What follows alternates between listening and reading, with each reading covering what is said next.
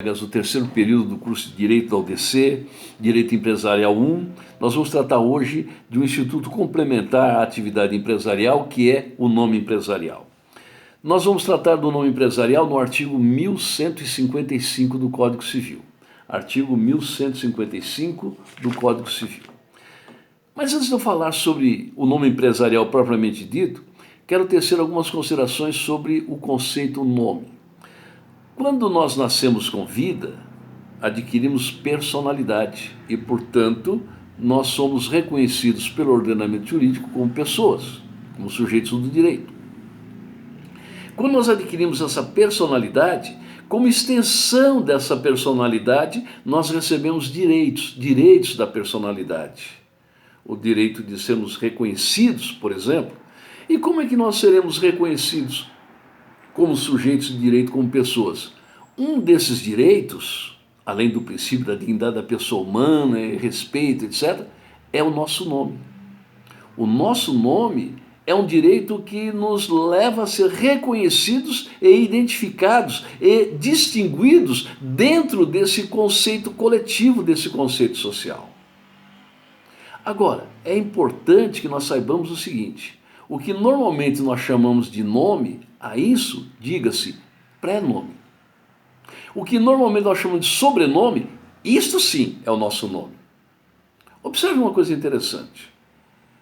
Quando você analisa uma bibliografia qualquer, o nome do autor, não vem primeiro o sobrenome dele, vírgula, depois o outro nome? Meu nome, por exemplo, Benigno Cavalcante. Como é que eu uso o meu nome na bibliografia? Cavalcante, vírgula, Benigno. Ou seja, eu primeiro utilizo o meu nome e depois o meu prenome. Há alguns que têm um nome mais complexo. Luiz Gonçalves da Silva. Então eu vou colocar lá Silva, vírgula, Luiz Gonçalves. É assim que funciona. Por que é tão importante assim esse sobrenome, que na verdade eu devo chamar de nome, juridicamente, tecnicamente, nome, não sobrenome? Mas o que representa esse nome ou esse sobrenome que nós chamamos hoje? Ele representa a minha origem social, a minha origem econômica. Esse nome de família, porque é um apelido de família, é o nome da minha família, ele vai identificar a minha origem familiar, ele vai analisar, ele vai identificar a minha origem econômica, a minha origem social. Então eu sei hoje, por exemplo, vamos pegar aqui um exemplo de um autor qualquer, a professora Maria Helena Diniz, professora Maria Helena, Carlos Roberto Gonçalves, e assim eu vou encontrando vários autores e eu tenho um nome de família. Então eu vou encontrar alguém que é da família Gonçalves, eu vou ligar exatamente com aquela família. E invariavelmente tem uma ligação, remota ou mais próxima, mas tem uma ligação, porque a família ela tem aquele nome que as caracteriza. Em alguns casos, essas famílias têm até um brasão para identificar como é que é representada a família. Essas famílias, inclusive, o nome de família, ela identifica a origem geográfica. Eu posso ter a minha família, por exemplo, Cavalcante, ela é do Nordeste. Eu vou encontrar outros nomes que são tipicamente do Sul, outros aqui do Sudeste, do Centro-Oeste e assim por diante. O que importa é que eu reconheça que o meu nome, na verdade, é aquele apelido de família que eu recebi. É o meu nome de família, é o meu sobrenome. É dessa forma, então, que nós vamos considerar agora, para efeitos do estudo que nós faremos do nome empresarial. Voltemos para o artigo 1155 do Código Civil. Diz assim o texto da lei: considera-se nome empresarial a firma ou a denominação adotada, de conformidade com este capítulo, para o exercício da empresa. Bem, a lei está dizendo o seguinte: considera-se nome empresarial. O que é nome empresarial, portanto? O nome empresarial é um nome que identifica o empresário no exercício da sua atividade econômica. Como é que pode ser constituído esse nome empresarial? De duas espécies, firma e denominação. Nome empresarial é gênero, firma e denominação são espécies. O que é uma firma? A firma é uma expressão equivalente a nome. Firma e nome são expressões equivalentes. Observe uma coisa, vocês já tiveram a oportunidade de assinar um documento e vocês escreveram assim nesse documento: eu estou firmando esse documento. Ora, o que significa firmar o documento?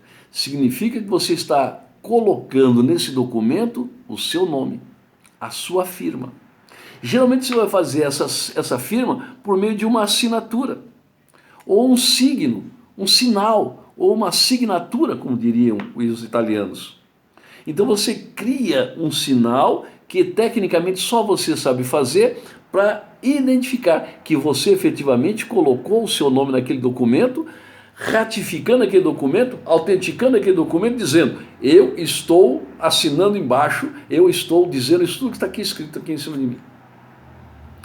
Quero ter uma certeza maior de que foi você mesmo que assinou esse documento? Ora, eu vou perante um tabelião perante o qual você já esteve antes e assinou também lá.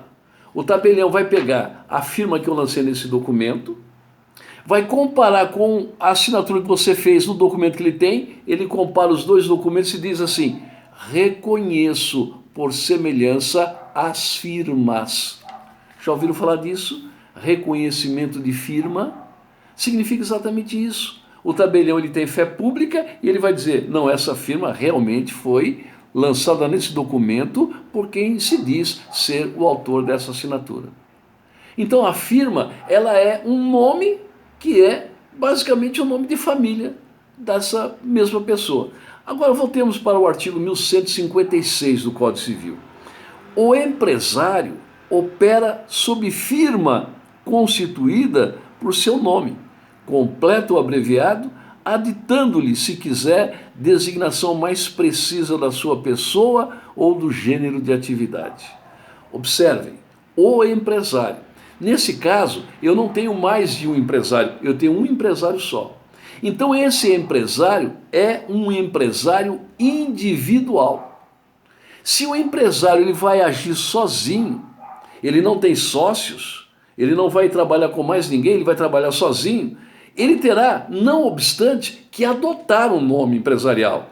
E nesse caso a lei diz o seguinte: ele não tem muita opção não, ele não pode escolher. A lei me diz claramente: ele terá que adotar por firma, nome, portanto, o seu próprio nome por extenso ou abreviado.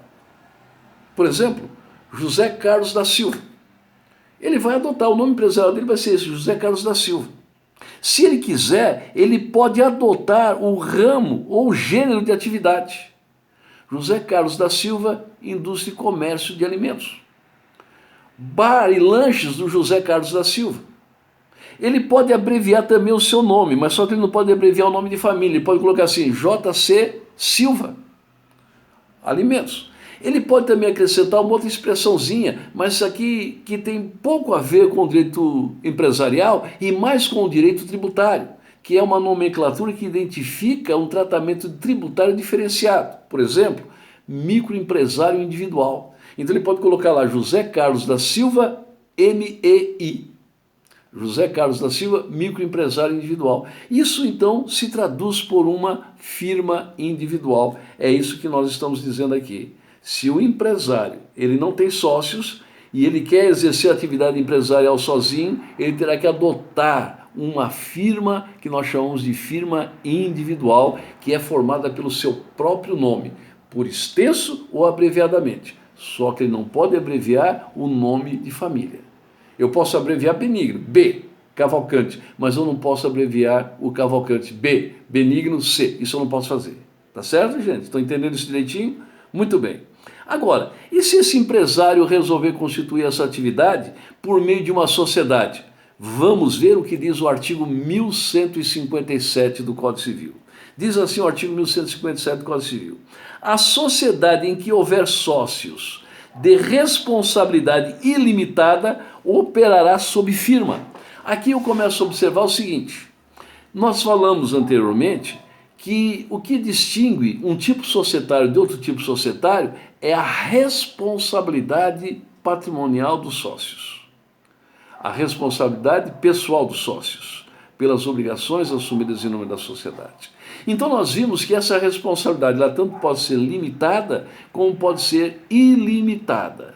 Se nessa sociedade, não importa qual, mas se nessa sociedade houver um único sócio respondendo ilimitadamente, essa sociedade terá que, obrigatoriamente, adotar uma firma. Nesse caso, nós teremos não uma firma individual, mas uma firma social. E nessa firma social só pode aparecer o nome desse sócio que responde de forma ilimitada. Os demais sócios, eles não podem aparecer no nome dessa sociedade. Vamos aqui supor, então, que eu seja sócio dessa sociedade e eu responda de forma ilimitada. Essa sociedade terá que ser constituída sob uma firma social. E aqui está a firma social, Cavalcante e Companhia. Compreende isso? Eu vou ter que utilizar, vou pôr só o nome desse sócio que responde limitadamente e os demais sócios eu escondo debaixo dessa expressão e companhia. Ou eu coloco e companhia, um e, bem portuguesado, ou eu coloco essa expressão inglesa aqui, que é um Szinho invertido. Mas veja lá o artigo 1157 ainda. A sociedade em que houver sócios de responsabilidade limitada operará sob firma, não pode ser sob denominação, na qual somente os nomes daqueles poderão figurar. Daqueles quem? Daqueles sócios cuja responsabilidade é ilimitada. Bastando para formar a firma social, aditar ao nome de um deles a expressão e companhia, ou a sua abreviatura, como nós fizemos aqui. Então, a sociedade em que tenha sócios de responsabilidade ilimitada, ela deve adotar uma firma social. Bastando para isso, aditar ao nome de um desses sócios a expressão e companhia. Dessa forma, fica aqui então essa expressão de firma social. Agora, e o que é a denominação? A denominação é uma designação genérica que é aplicável então àquelas sociedades de capitais. Vejamos, por exemplo, o que diz o artigo 1160 do Código Civil. A sociedade anônima opera sob denominação designativa do objeto social, integrada pelas expressões sociedade anônima ou companhia, por extenso, abreviadamente. Agora eu vou dar um exemplo para vocês de denominação. Por exemplo, General Motors do Brasil S.A. ou General Motors do Brasil Limitado, Volkswagen do Brasil S.A. Então eu tenho uma expressão genérica, eu não tenho um nome de família dos sócios, eu tenho uma expressão genérica. Mas na firma social eu tenho que utilizar tão somente os nomes de família dos sócios, tão somente isso. Na firma individual, o nome do único empresário. Na firma social, os nomes de família dos sócios, tão somente, não prenomes, os nomes de família, aquilo que nós chamamos normalmente de prenome. Eu quero concluir esse primeiro vídeo aula, lembrando que na nossa próxima aula, na semana que vem, eu vou postar no RA de vocês um link para que nós possamos ter uma aula ao vivo.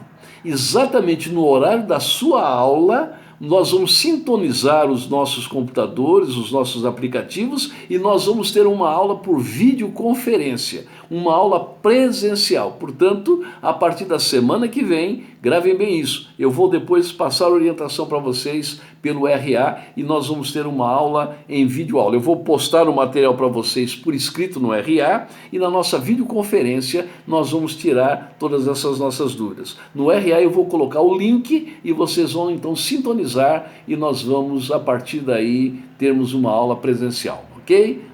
Qualquer coisinha, continue me perguntando, continue mandando os e-mails a mim com dúvidas, com as questões e nós vamos respondendo. Mas na nossa videoconferência nós vamos poder fazer isso ao vivo. Nesse tempo é assim que nós vamos trabalhar. Até breve.